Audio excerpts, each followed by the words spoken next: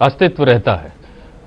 तो मेजर आशीष, आपको भी लग रहा है कि चाचा भतीजा साथ आ जाएंगे तो मोदी योगी का रास्ता रोक सकते हैं हीरो वाजपेयी जी? बीजेपी से मेरे साथ जुड़े हुए हैं भाई, आपको डर तो नहीं लग रहा है?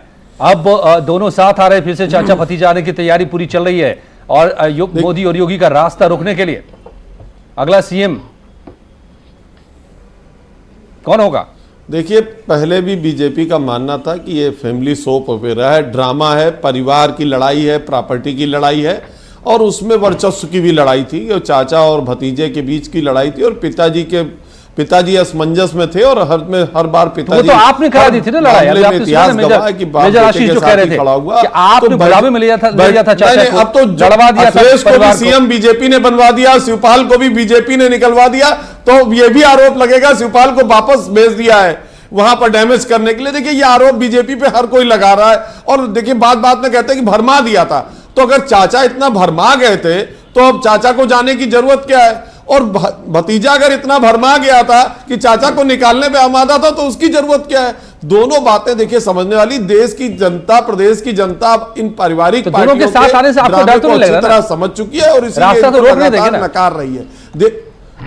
नहीं, हमको क्या डर लगेगा? देखिए, क्या एहसास हो गया ना दोनों को अपनी अपनी शक्ति का, इसलिए ये वापसी का नाटक चल रहा है कि कोई तरीका निकाला जाए और वापस हुआ जाए। दोनों को अपनी शक्ति का एहसास हो गया है कि जो ये परिवार का है। और देखिए, इसके पीछे एक बहुत बड़ी प्रॉपर्टी भी है और मुलायम सिंह जी का समझाना भी उचित है कि भाई अगर लड़ोगे झगड़ोगे तो बिखराव बहुत तगड़ा होगा। तो ये पारिवारिक ड्रामा है, इसको आप उत्तर प्रदेश की राजनीति से बिल्कुल कतई मत जोड़िए। उत्तर प्रदेश की राजनीति में जिस हाशिए पे समाजवादी पार्टी पहुंच चुकी है, प्रगतिशील समाजवादी पार्टी के उससे जुड़ने से भारतीय जनता पार्टी को कोई फर्क नहीं पड़ने वाला है। कोई फर्क नहीं पड़ेगा। मैं संजीव कौशिक साहब, मैं देख रहा हूं एक आंकड़ा जो मेरे सामने में है कि बीजेपी प्लस को 2019 में 49.56% वोट मिले थे, 50% करीब, आधे वोट मिल गए थे। और वहीं एसपी के पास में 17.96, तीसरे नंबर पर थी एसपी। अब चाचा शिवपाल जो अपनी मौजूदगी खुद वो 91,000 वोट ले पाए फिरोजाबाद में, बाकी जगहों पर कहीं 50 सीटों पर लड़े थे यूपी में, कहीं मौजूदगी तक दर्ज नहीं हो पाई ढंग से। वो कह रहे हैं कि अब हम तुमको सीएम बना देंगे, मुझे घर बुला लो। इस दावे में कितना दम है? मोदी योगी का रास्ता रोक लेंगे शिवपाल अखिलेश के साथ जाकर? देखिए अजय जी, यह बात मानने में कोई गुरेज नहीं है कि समाजवादी पार्टी जिस तरह से दो टुकड़ों में बट गई, निश्चित तौर पर उसकी ताकतें भी कम हो गई। और इसी उम्मीद में ये एक नई कवायद जो चल रही है जिसको हम सुन रहे हैं, आप ये भी देख रहे हैं कि जिस समाजवादी पार्टी के प्रवक्ता ये भी स्पष्ट रूप से नहीं कह पा रहे हैं अभी कि नहीं, तहे दिल से उनका स्वागत है या वो आएंगे तो मजबूत हम हो जाएंगे।